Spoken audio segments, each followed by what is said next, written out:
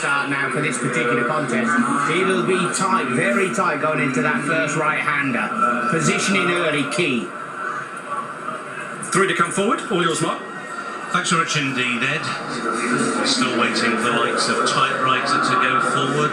Also Zachariah. And also taking a turn is Half It. 3 fillies in this race. The last filly to win a match to the Queen's Estimate back in 2012. Can Perfect Alibi repeat the feat here? Breaking from stall number 5, Tom Marcon in the saddle with a big prize to do so. The last one moves forward is Half It. That's it. The field is set. They're in the gates. Long hold here. Settled and they're off.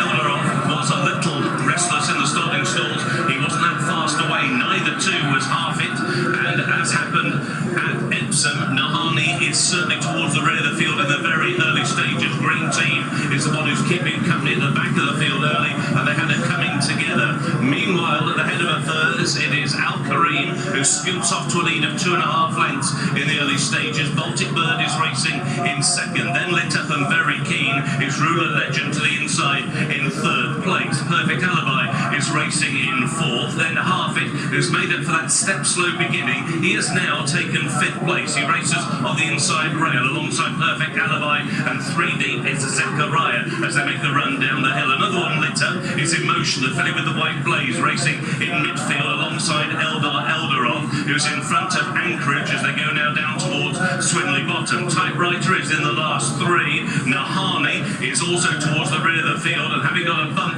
going into the first turn, it is Green Team who's at the back of the field. He spots the leader 10 lengths as they go towards halfway in the Group 2 Queen's Vase. The leader is Clifford Lee and Qareem, an easy and uncontested lead which has opened up now to 6 clear lengths. Baltic Bird will go into the turn, racing in second. Around the outside, Zachariah has now taken third. Ruler Legend against the inside rail has raced keenly to halfway and is in fourth. To the outside, Perfect Alibi is in 5th as they now turn to make the run up the hill. To the inside is Half It, who's racing just better than midfield. An advance of Emotion and Eldarov, the yellow, towards the inside rail. Anchorage is next to the field with less than 6 furlongs to go. Nahani is still towards the rear of the field together with Typewriter, and still in the cheap seats at the back is Green Team as they continue to rise, and now they're entering the final 4.5 furlongs. The lead is still 7 lengths for Qareem over Baltic Bird in second place. Zachariah on the outside of Ruler Legend in third and fourth. Ryan Moore has switched Anchorage out wide to try and make a move, but he has been hustled along to do so,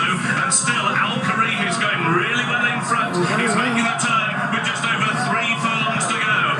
Qareem, but now he's been reeled in by Zachariah around the outside of Baltic Bird, and these are then being followed by Half It, who's now beginning to stay on. Just came into the lap of Eldarov. Towards the outside is Anchorage. The Royal Runner Perfect Alibi is trying to pick up, but it's Colin Keane and Zachariah who are now out of the lead as they go inside the final furlong and a half. Zachariah drifting towards the inside rail. Staying on is Half It now in pursuit in second. On the outside, Eldarov is also eating up ground. A half furlong to go. Zachariah needs the line. Eldarov is flying on the outside. It is 2 to 4. On the inside, Zachariah. On the near side, Eldarov.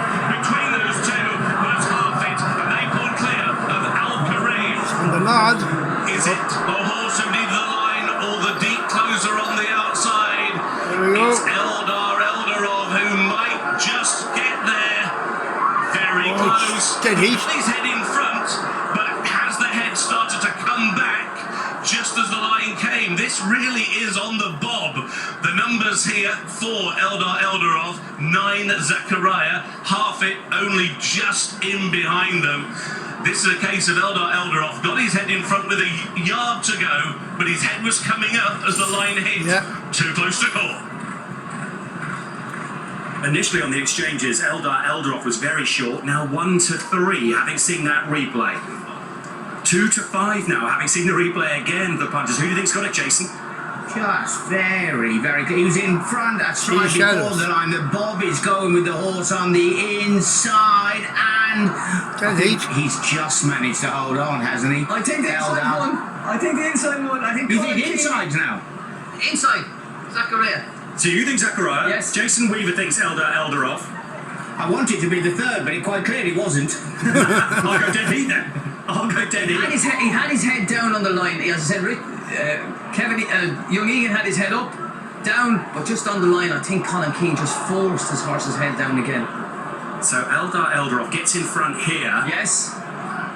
And Colin Keane gets a last thrust on the far side on Zachariah. Has he got back up? That's the dead heat. Could be a Dead dead heat. heat. Could be a Father dead heat. straight away. Must be agonising, that last uphill. You talked about it yesterday, the climb to the line for Colin Keane. That must have gone on forever. You usually know. You usually know, but sometimes you're just hoping. You're just hoping. And the horse down at the... Colin Keane, Jason just said to Ollie, I don't know. I can tell you James Doyle has got off half it down the bottom as he finally pulled him up to turn around and come back. I'm hoping it was just a tack adjustment rather than some sort of problem, but Luke did mention that he was being a bit sluggish behind the gates beforehand. When it goes on this long, the longer it goes on, You accept it. the more chance of a dead heat. You're saying, I'll take half the cake now. He didn't mind the ground, that's for sure, Eldarov. Pulled wide in the straight, making ground. Strange race. The pacemaker set off. Colin Keane was the first one to attack, and it looked like it was home and hose, but the last 150 yards here is a long way. He was getting lonely in front, and they did come home. They did come home very strong. The Multiple champion jockey in Ireland, setting the bar very, very high, Colin Keane. The youngster coming through, David Egan. Two really, really good riders going at it. Yes, and Colin Keane, he needs to be here this week. He does not need to be home in Ireland anymore, trying to win another championship. He is the champion back home. He's the guy everybody wants to be like in Ireland, but he needs to come here now. He needs to get the exposure on the international scene, but he is top class jockey. This is a big moment for the Meads. With Freddie on the licence now, it'll be huge for the father and son combination, with David Egan looking anxious there as number 4. If you're on the favourite Eldarov, you want called. Number 9, Zachariah for the Meads, and Colin Keane. Again, for those as well. Half it's fine up here. Finished for first place. First number 4, Eldarov. It's Roger Varian and David Egan who've won it by a whisker with Eldarov. For KHK Racing, who we heard before the race were worried about the ground, he got there, Ollie. And that was an almighty cheer. It's still going on for the winning jockey, David Egan. You can see that meant an awful lot to him. That was a nervy wait for you, wasn't it, David? Honestly, I've never hit the line so strong in a mile and 6 race and end up by the St James's Palace start. Honestly, he was full of running, doing a nice gallop, everything worked out well, just delighted to get his head in front, and it's all down to this man, my sponsor, KHK, Sheikh Khaled. Obviously his brother, His Highness Sheikh Nasser, had a winner with Holly yesterday, Archie Watson's 2-year-old, but Sheikh Khaled is a man who, from the beginning he started having race horses. He said he wanted a stallion. He wanted to make a stallion, and to win a race like that, I think he's done that. So I'm just over the moon for him. Did it go according to plan for you? Yeah, I was happy to sit mid-div. I was actually hoping I'd be able to sit one off the rail, but I was very lucky to be able to follow the Godolphin horse in front of me that was going well. Switched out, and it was just a case of winding this lad up. I was happy he ran in this race and not the mile and a half, because stamina seems to be his biggest attribute, but he's ran well there on quick ground, but we always thought he was an ease in the ground horse, so there's a lot more to come. We'll continue giving him a shower. He's earned it. Well done, David. Got a shower as well, and so I'm coming over. High fives all around. Well done, guys. One for Bahrain, this. With the horse named after that fighter, Eldarov.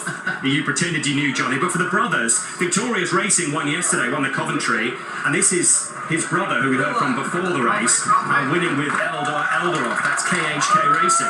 So what a day for the two brothers. And the matching waistcoat on the left there to boot. Oh, I feel sorry for the Meads, for Freddie and his dad. That would have been their biggest winner as a combination.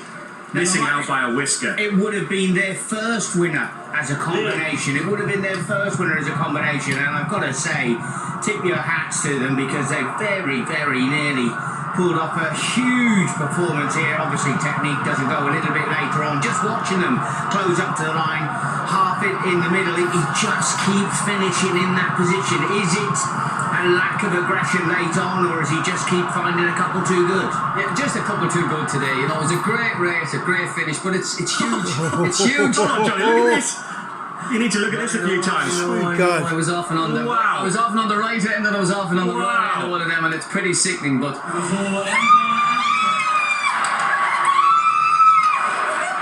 Second, number 9. Third, number 6, the 4th place horse. Number 1, the